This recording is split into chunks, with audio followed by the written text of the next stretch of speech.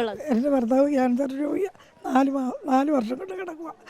അദ്ദേഹത്തിൻ്റെ കാര്യങ്ങളെല്ലാം അറിയണമെങ്കിൽ വേറെ ആരുമില്ല. ഞാൻ തന്നെ എല്ലാ കാര്യം വെള്ളം ഉണ്ടെങ്കിലല്ലേ പറ്റൂ. ഒരുപാട് ബുദ്ധിമുട്ടുണ്ട് മോളെ. കുളിക്കാനും ഇല്ല, കുടിക്കാനും ഇല്ല. പിന്നെ തുണിയൊക്കെ പിന്നെ ആ ചേറുവെള്ളത്തിൽ ഞങ്ങൾ കഴുകുന്നുണ്ട്. കുളിക്കുന്നതും ആ ചേറുവെള്ളത്തിൽ തന്നെയാണ് കുളിക്കുന്നത്.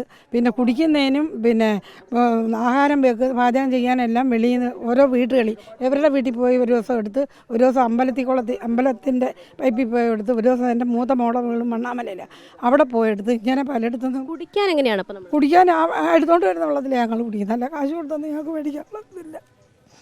ആകെ കിടപ്പ് രോഗികളൊക്കെ ഉള്ള വീടുകളാണ്. എൻ്റെ ഭർത്താവ് ക്യാൻസർ രോഗിയാണ്. 4 വർഷം കൊണ്ട് കിടക്കുക.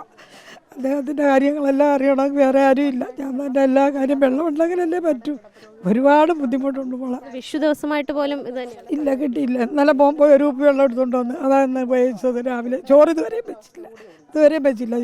ചോറ് വെക്കാൻ നമുക്ക് വെള്ളം അമ്പലത്തിൽ നിന്ന് വന്ന് എപ്പോൾ എടുത്തുകൊണ്ട് വരണം.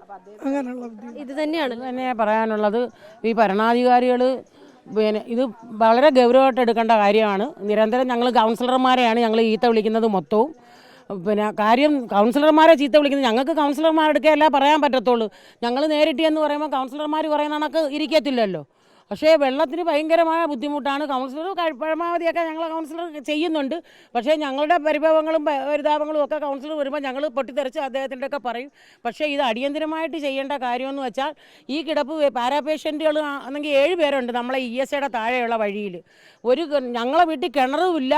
ഇപ്പം പൈപ്പിൻ്റെ ഒരാശ്രയമായിരുന്നു. അപ്പോൾ കിണറില്ലാത്ത ഒരു കാര്യത്തിനുണ്ട്. അതിനുമായിട്ടുള്ള ആ രോഷം മൊത്തം ഞങ്ങൾ കൗൺസിലറുടെയൊക്കെയാണ് തീർക്കുന്നത്.